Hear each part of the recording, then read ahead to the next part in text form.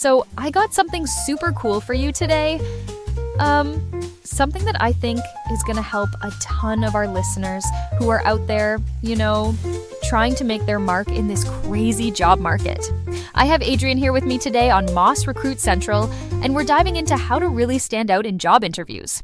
Thanks for having me. I'm so excited about this topic. It's something I'm super passionate about because, interviews can be absolutely terrifying, right? But they're also this amazing opportunity to, showcase who you are and what you bring to the table. Agreed.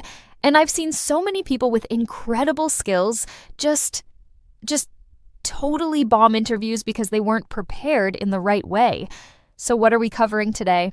So we're going to walk through everything from preparation strategies to body language, asking the right questions, and even what to do after the interview is over.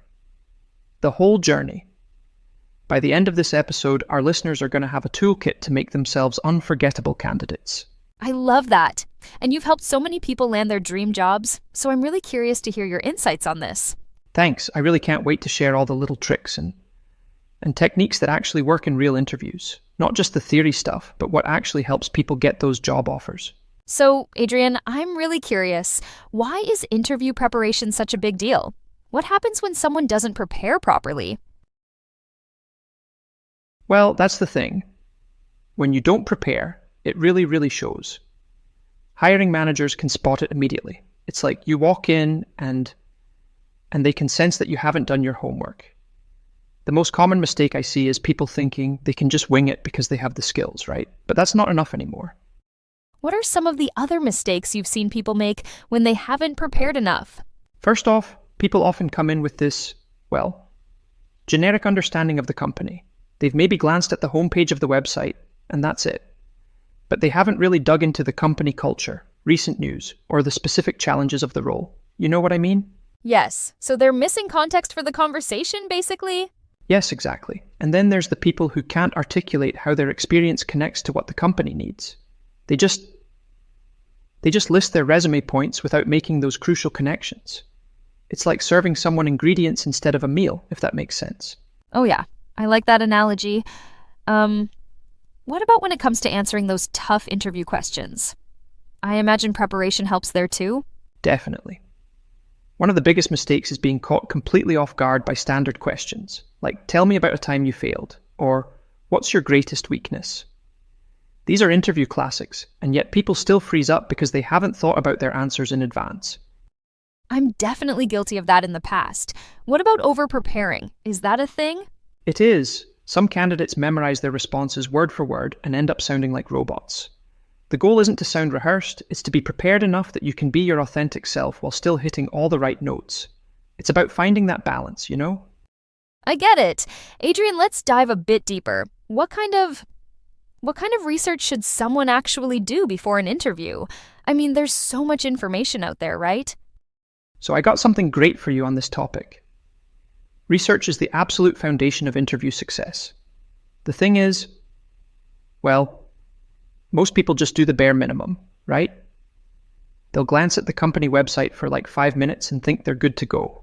That doesn't sound like enough to really stand out at all. Not even close. What you really want to do is create this comprehensive understanding of 3 main areas. First, the company itself, its history, values, culture, recent news. Second, the specific role you're applying for. And third, the industry landscape and competitors. You know what I mean? How deep should someone go when researching the company? Oh, you want to go beyond just the About Us page, for sure. Look at their annual reports if they're public. Check out their social media presence, not just what they post, but how they interact with customers and what kind of voice they have. And definitely read recent press releases or news articles about them. What about the people who might be interviewing you? Should you research them too? Absolutely. If you know who's interviewing you, look them up on LinkedIn. See their background, their journey with the company, any articles they've written or interviews they've given. It's not about being creepy, it's about finding potential connection points and understanding their perspective. How do you actually use all this research during the interview without sounding like you're just reciting facts? That's such a good question.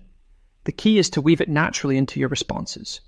So instead of saying, I saw on your website that you value innovation, you might say something like, I was really impressed by your recent product launch in the renewable energy space. It seems to reflect the innovative thinking that attracted me to your company in the first place. So it's about making connections rather than just showing off that you did the homework? Exactly. It's about demonstrating that you understand what matters to them and how you fit into that picture. For the position itself, try to identify the key challenges they're likely facing. Look at industry trends, look at job descriptions for similar roles at other companies. This helps you speak directly to their needs. What sources do you recommend for this kind of research? So many great options. Glassdoor for company reviews from actual employees. LinkedIn for company updates and employee insights. Industry publications and blogs are fantastic for understanding current trends. And don't forget to check out the company's competitors. It gives you a broader perspective on their challenges and opportunities. How can all this preparation help someone actually stand out in the interview? It's like this: when you walk prepared, you project this confidence it's just impossible to fake. You can ask more intelligent questions. You can relate your answers to their specific business context. You become a problem solver rather than just a job seeker, right? And that's exactly what makes employers think, wow, this person gets it. So, well, we've talked about research, but what about your own personal story? How important is it to have a compelling narrative about yourself ready for an interview? Oh, this is absolutely crucial. So I got something super cool for you here. Your personal story is like the backbone of the entire interview. It's not just what you've done, it's how you tell it, right?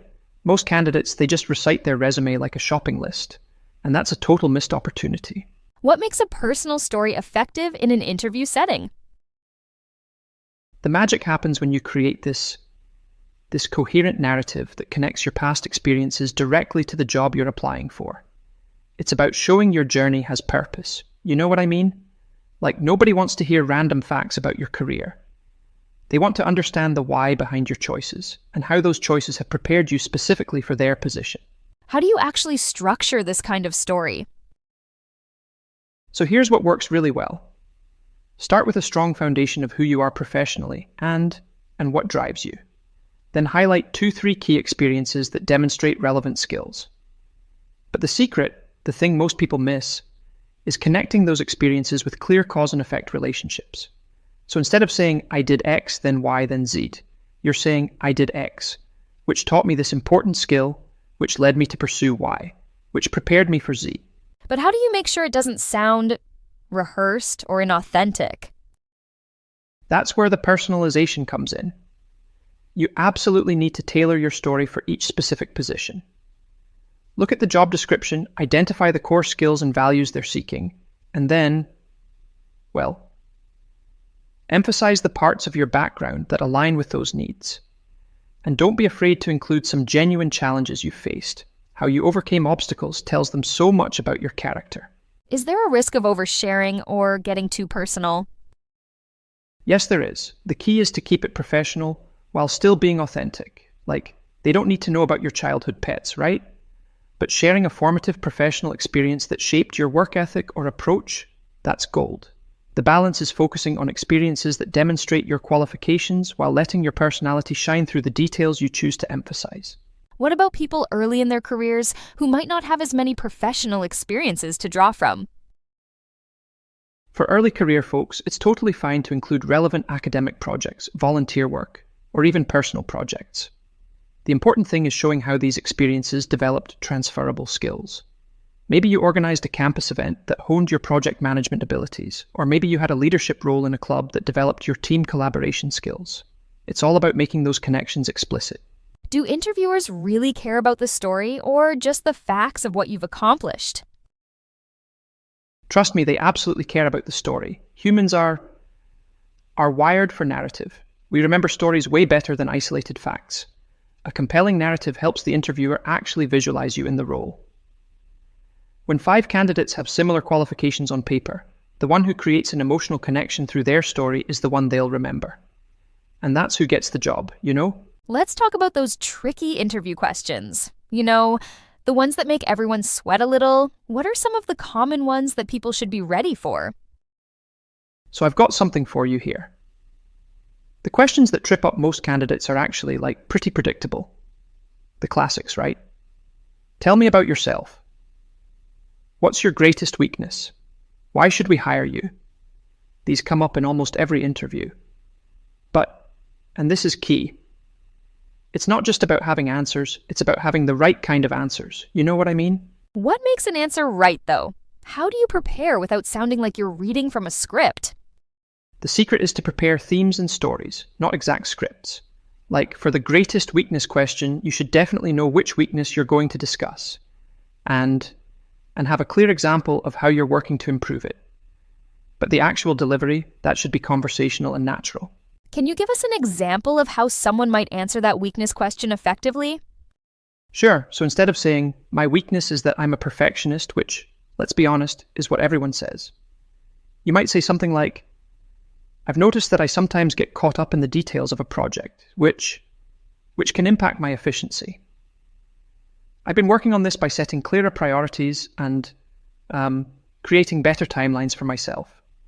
In my last role, I actually developed a personal checklist system that helped me determine when something was good enough to move forward with.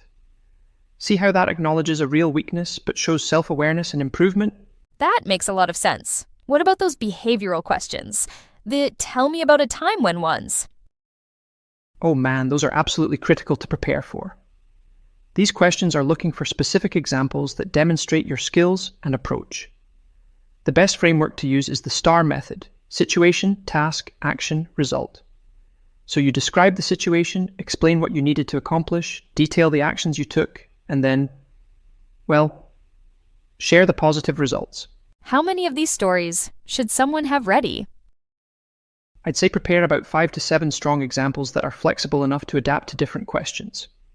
The beauty is that one story can often be tweaked to answer multiple questions. Like, a project where you overcame obstacles could answer questions about problem solving, dealing with pressure, or demonstrating leadership. The key is having these experiences fresh in your mind so you can pull them up instantly. What about those really weird curveball questions? Like, if you were an animal, what would you be? Those questions they're testing how you think on your feet. They're not really looking for a specific right answer. The trick is to stay calm, take a moment to think.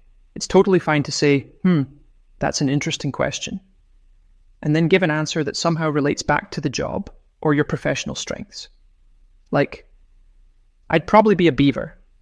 They're collaborative, detail-oriented, and they build things that last. Just make sure your animal isn't like a sloth or something with negative connotations. How do you prepare for technical questions or skills assessments? For technical stuff, you absolutely need to review the fundamentals of your field. But beyond that, practice explaining your thought process out loud. What interviewers often care about isn't just the right answer, but how you approach problems. If you get stuck, talk through what you're thinking. Say something like, I'm considering a couple of approaches here. It shows them how your mind works, which is really valuable information for them. Any final tips for answering tough questions without freezing up? Practice, practice, practice. But not to the point of sounding robotic. Have a friend ask you these questions and record yourself answering them. Listen back. You'll be surprised how many filler words or nervous habits you might have. And remember, it's perfectly okay to take a moment to gather your thoughts before answering. That short pause comes across as thoughtful, not unprepared.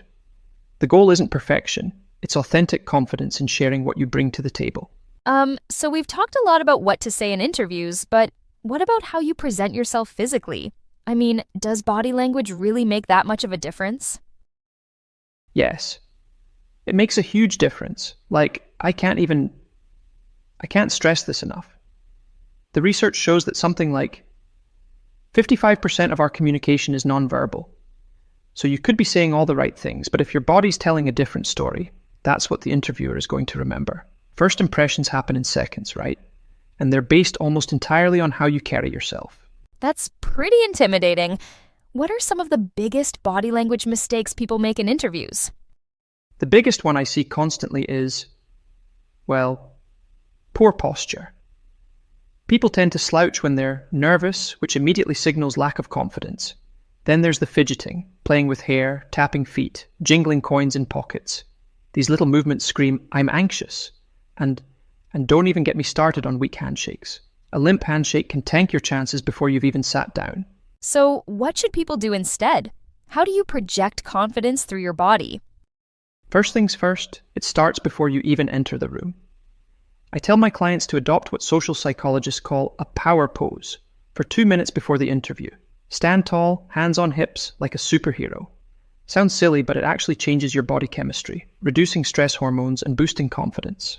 No way, does that really work? Yep. Then when you enter the room, stand straight, shoulders back, head high. When you shake hands, which, might be coming back post-pandemic, make it firm but not crushing, make eye contact, and smile genuinely.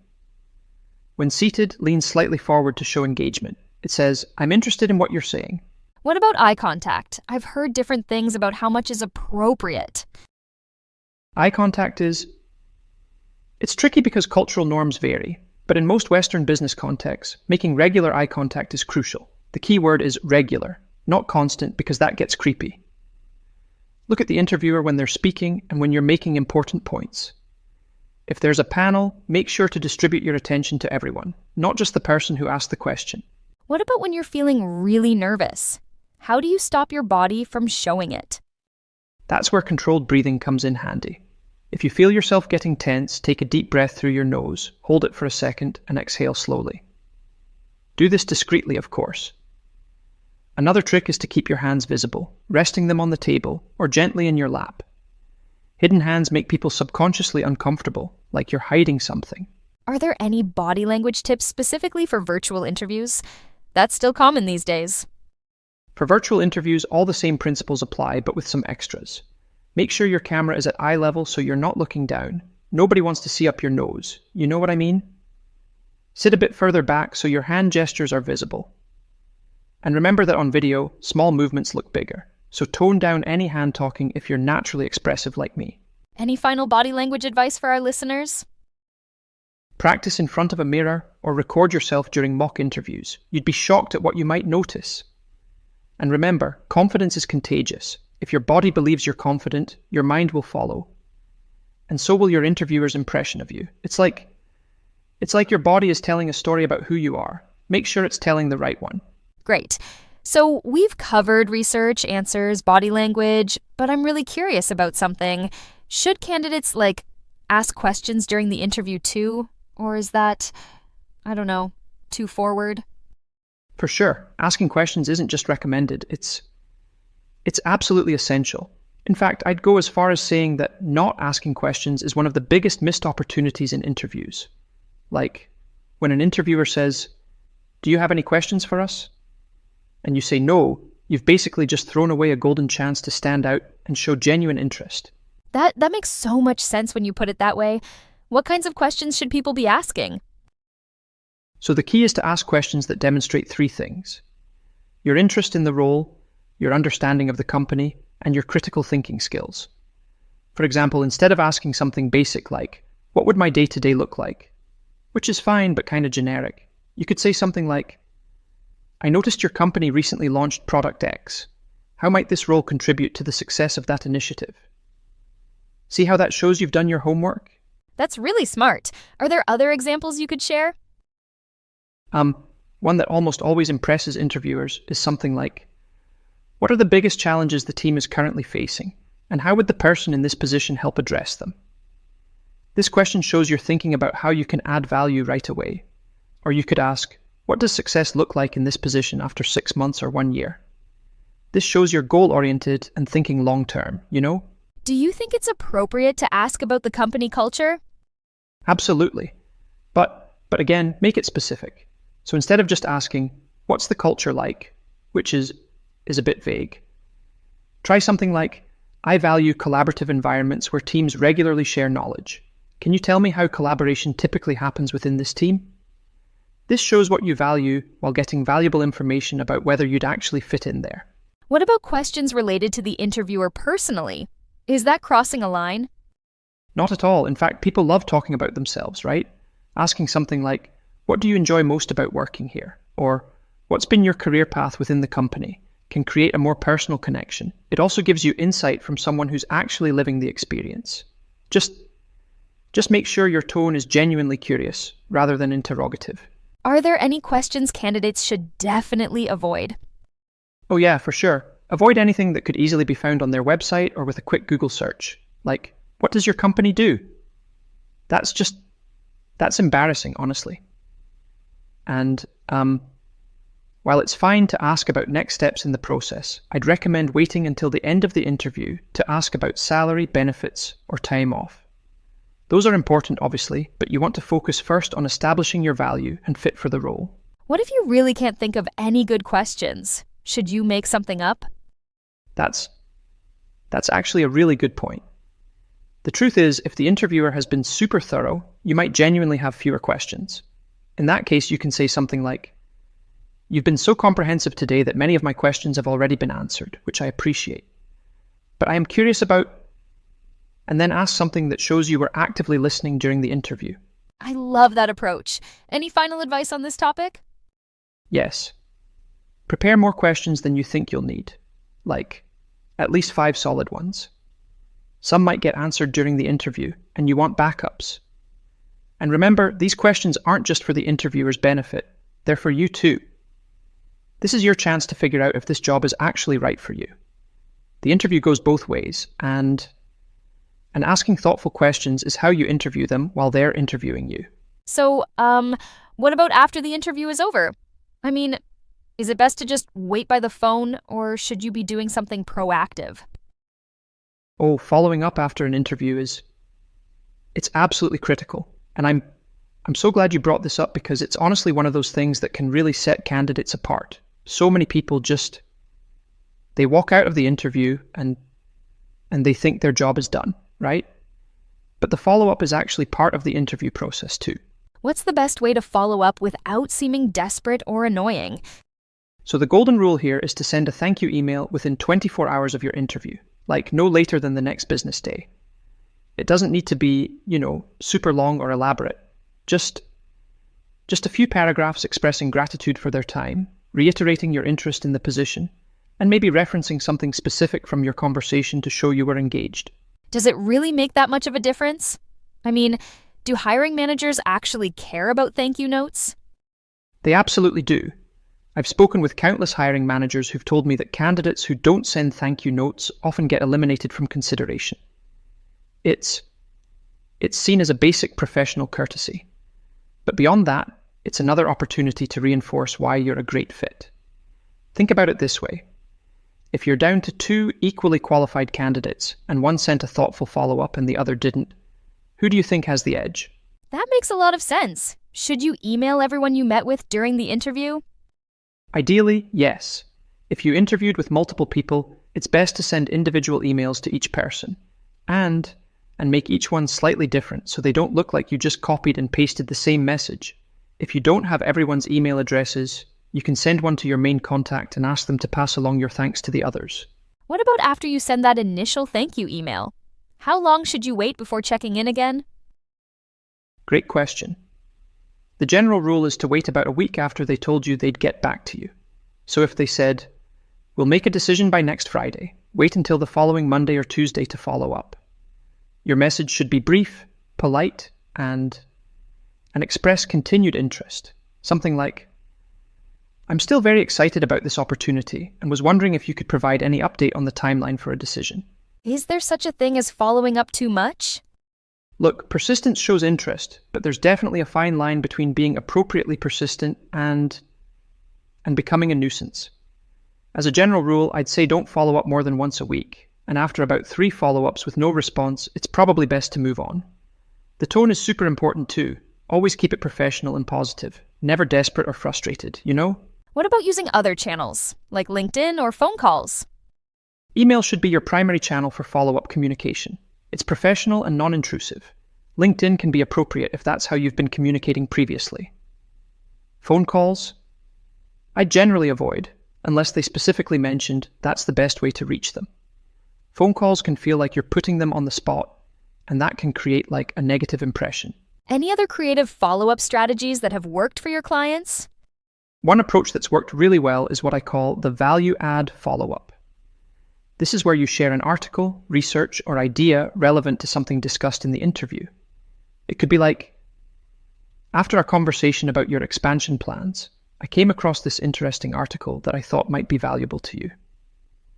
This shows you're still thinking about their business challenges even after the interview, and it gives you a natural reason to make contact without just asking for updates. Now, let's talk about real examples. Do you have any success stories of people who've actually used these techniques to land jobs? I've got tons of examples. And these aren't just theoretical ideas, right? These are strategies that have genuinely helped real candidates stand out and get those offers. Let me share a few that really demonstrate the power of these approaches. I'd love to hear some specific details about what made them successful. So one that immediately comes to mind is Sarah, a marketing professional who was interviewing for a senior role at a tech company. She was actually up against candidates with more years of experience, but she absolutely crushed it by doing something different. What did she do exactly? Well, during her research phase, Sarah discovered that this company was struggling with their social media engagement. So before her interview, she created a one-page mini strategy document with 3 specific suggestions for improving their Instagram presence. Nothing elaborate, just thoughtful observations. And in the interview, when they asked about her approach to social media, she mentioned, "Actually, I took a look at your current strategy and prepared some thoughts." And she pulled out this document. That sounds really impressive. It was. The hiring manager later told me they were blown away because none of the other candidates had shown that level of initiative. She wasn't just answering questions, she was demonstrating value before even getting the job. Do you have examples that don't involve creating extra materials? Not everyone might feel comfortable doing that. For sure. There's this other candidate, Michael, who was interviewing for a project management position. His standout moment came during the "Do you have any questions" part at the end of his interview. Instead of asking the typical questions about company culture or next steps, he asked something like, "Based on what we've discussed about the challenges your team is facing with timeline management, I'm curious, what would success look like for this role in the first 90 days? How did that question help him? It completely shifted the conversation. The interviewer started talking to him as if he already had the job, describing specific projects and goals. And Michael took notes and followed up the next day with a thank you email that included a brief outline of how he would approach those first 90 days. It created this mental image of him already in the role, He got the offer 3 days later. That's really smart. Any examples of someone recovering from a potential mistake? Oh yes, this is actually one of my favorites. Jamie was interviewing for a financial analyst position and completely blanked on a technical question. Instead of panicking or making something up, she said, "That's an excellent question, and I want to give you a thoughtful answer. My initial thought is X, but I'd like to take a moment to consider the full implications." And that worked? It did. She took about 15 seconds to collect her thoughts, then provided a structured response. In her follow-up email, she even addressed the question again with additional insights that had come to her after the interview. The hiring manager specifically mentioned that her ability to remain composed under pressure and her follow-through were key factors in their decision to hire her. Sometimes it's not about being perfect. It's about how you handle the imperfections, right? These are all great examples. Are there any common threads between all these success stories? The consistent theme is that these candidates didn't just answer questions, they engaged in real conversations. They showed genuine interest in the company's challenges. They demonstrated how they could add value, and they followed up thoughtfully. None of them relied on just their resume or experience. They actively created moments that made the interviewer think, "This is someone I want on my team." So we've covered a lot of ground today. How would you, summarize the key things our listeners should take away about standing out in interviews? You know what? I think the most important takeaway is that standing out in an interview isn't about having the perfect resume or being the most experienced candidate. It's really about connecting authentically with the interviewer and demonstrating your value in a way that's, memorable and meaningful. What about the preparation part? That seemed really important from everything we discussed. Preparation it's everything, right? Researching the company thoroughly, understanding the role deeply, and crafting your personal story to align with what they need. But the key is balancing that preparation with authenticity. You want to be prepared but not rehearsed, confident but not arrogant. It's that sweet spot that makes interviewers think, "This person gets it." And what about those specific techniques we talked about, like the body language stuff and asking thoughtful questions? Those techniques are total game changers. Your body language should convey confidence even when you're nervous, sitting up straight, making good eye contact, you know? And those thoughtful questions at the end, they're not just a formality. They're your opportunity to flip the script and actually interview them a bit. That shows you're evaluating them too, which is super powerful. I really love those real-world examples you shared. They made everything seem so practical. That's because this isn't just theory, right? These are strategies that real people have used to land real jobs in competitive markets. And the beautiful thing is that anyone listening can implement these approaches regardless of their experience level or the role they're pursuing. So, if our listeners could do just one thing differently in their next interview, what would you suggest? If I had to pick just one thing, I'd say focus on demonstrating how you can solve their specific problems, rather than just listing your qualifications. Do the research to understand their challenges and position yourself as the solution. That's what truly makes candidates stand out. Well, I think this has been incredibly helpful. Thanks for breaking it all down for us, Adrian. My pleasure. And remember everyone, interviews are a two-way street. You're not just trying to get them to like you. You're figuring out if this is the right place for your talents. That confidence in knowing your worth, it absolutely shines through. And that's all we have time for on today's episode of our podcast. If you found this useful, please subscribe wherever you get your podcasts. And next week, we'll be diving into another essential career topic, negotiating your salary after you've aced that interview. Because getting the job is just the beginning, right? You also want to get paid what you're worth. Can't wait for that one. Until then, go out there and crush those interviews.